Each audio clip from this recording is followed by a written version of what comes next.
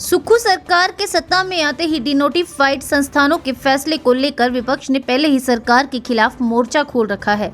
प्रदेश में हर विधानसभा क्षेत्र में हस्ताक्षर अभियान के माध्यम से विरोध जताया जा रहा है। वहीं नेता प्रतिपक्ष ने भी इस मामले को लेकर मुख्यमंत्री से फोन पर बात कर विस्तृत चर्चा भी की है।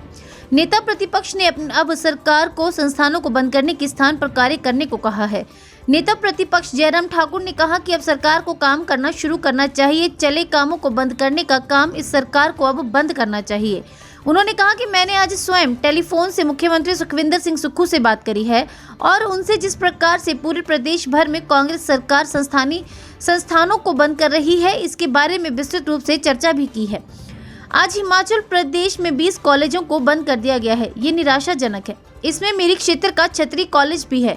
इस कॉलेज का भवन निर्माण हो चुका है, शिलान्यास भी कर दिया गया है, बजट का प्रावधान भी पूर्ण है, ANDS का काम पूरा हो चुका है और जमीन भी दे दी गई है। ये कॉलेज 1 साल से चल रहा था और इसमें 60 बच्चे पढ़ भी रहे थे, तब भी संस्था को बंद कर दिया गया।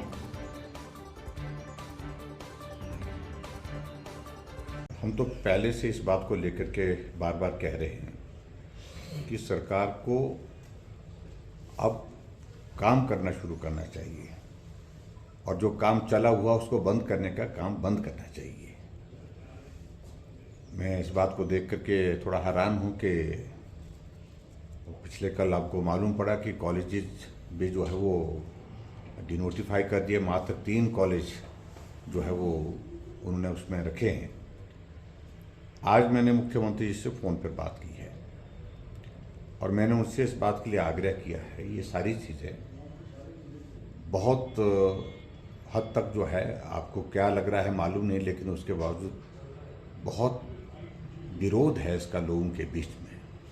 कोई संस्थान मिलना और जनता की मांग पर संस्थान मिलना और उस संस्थान को हमने संचालित कर दिया है।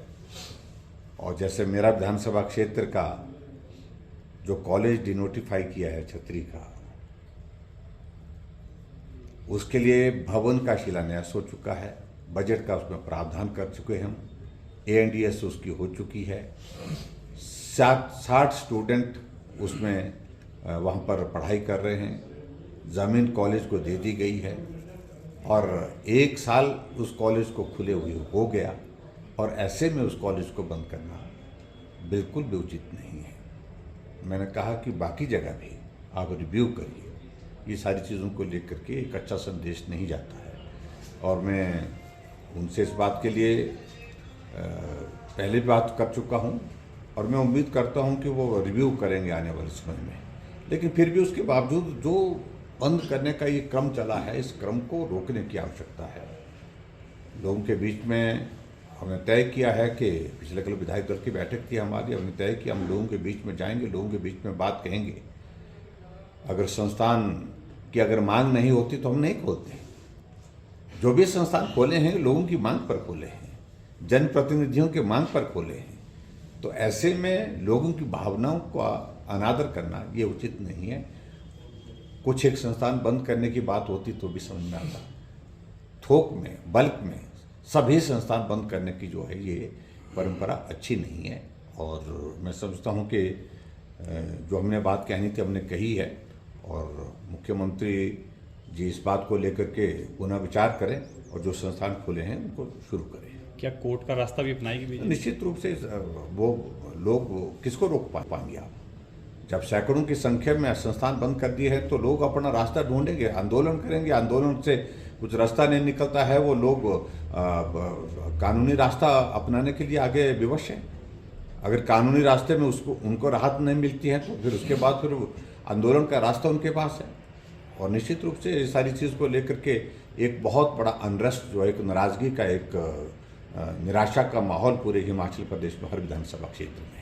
मुख्यमंत्री कह रहे हैं कि जो 10 गारंटीज़ दी गई हैं वो 5 साल में पूरी करनी है और कैबिनेट भी आज तीसरे दिन बुला दी गई। मैं इस बात को लेकर के बड़ा ज़रूर कहना चाह रहा हूँ कि जहाँ 3 महीने में 3 कैबिनेट होती थी, अब हर दूसरे दिन कैबिनेट हो रही है। पहले कहते कि एजेंडा नहीं है, अब मालूम पड़ा है कि भाई अब कैबिनेट को इतने जल्दी बुलाने के लिए एजेंडा तैयार करने के लिए कहा गया है। मैं उसमें कोई टिप्पणी नहीं करना चाहता हूँ। कैबिनेट कॉल करना मुख्यमंत्री का अधिकार क्षेत्र है, वो करें, लेकिन कम से कम ऐसे निर्णयों पर परहेज करें जिन निर्णयों में जनहित के निर्णय जो लिए गए हैं वो प्रभावित हों। ये मैं जरूर कहना चाहता हूँ और मैं उम्मीद करता हूँ कि मुख्यमंत्री जी इन सारी बातों को लेकर के थोड़ा विचार करेंगे। हिमाचल प्लस न्यूज के लिए शिमला से पुष्पेंद्र चौधरी की रिपोर्ट।